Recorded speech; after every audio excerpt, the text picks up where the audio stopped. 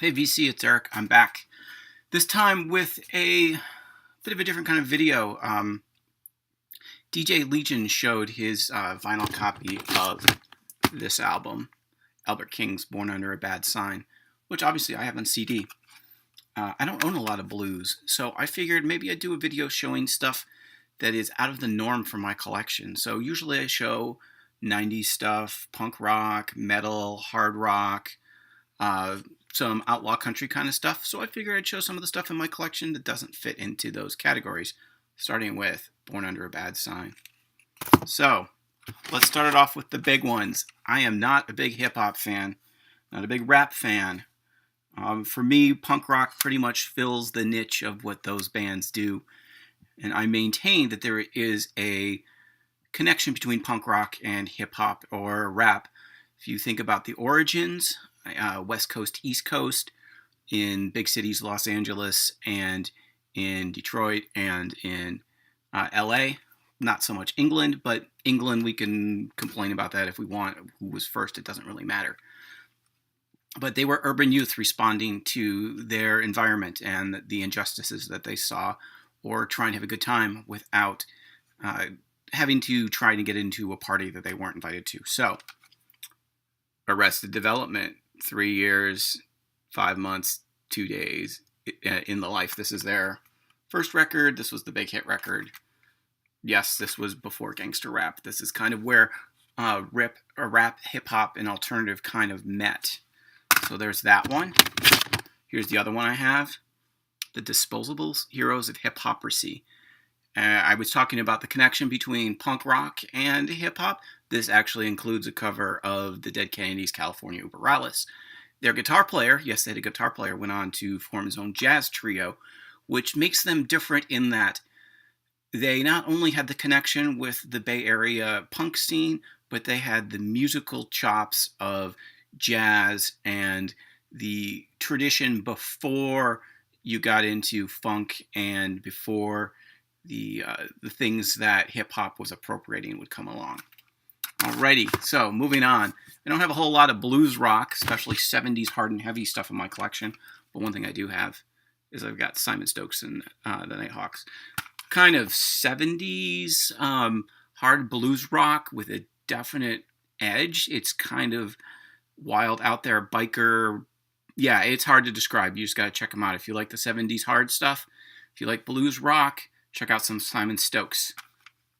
He also has a pretty good solo album that's more of a country folky kind of thing that came out in the 90s that's worth checking out. I'm going to get to the vinyl. I know you people are like, oh, it's the vinyl community. Marx Brothers. Love the Marx Brothers. This has got songs from their films. You want to talk about the first chaotic actors in mass media, which is kind of what I consider punk to be.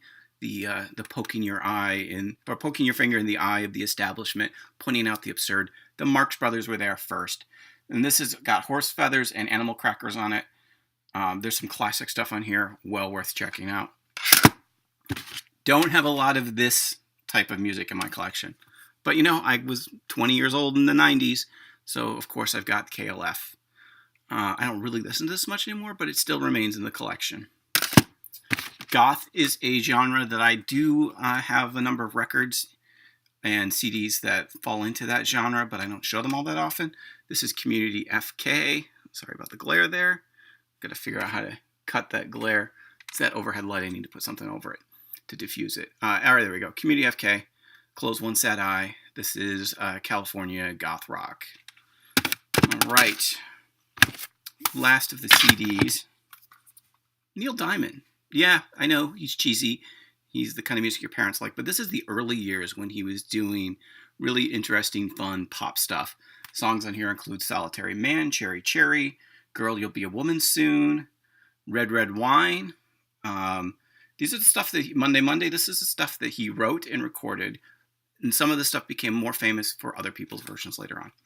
Moving on to the vinyl. Okay, so let's go with 70s, kind of schmaltzy, but still pretty good kind of country stuff. I got some Freddy Fender. Check out that hair. Tex-Mex country folk stuff. Really good. If you've not heard Freddy Fender, go ahead and check him out. This is total crying in your beer kind of music. What else I got? In the same vein, 70s schmaltz. Glenn Campbell's Galveston. Galveston's an amazing song. That's all you got to say. Written by Jimmy Webb. That was the big hit off of this. This is one of those records you could find for $1 easily. I mean, this isn't in a great condition or anything, but for a couple bucks, it was worth picking up, and I dig it. All right. Most people don't know this, but I actually dig some of that easy listening, space age, bachelor pad kind of stuff. So, of course, I've got some Martin Denny.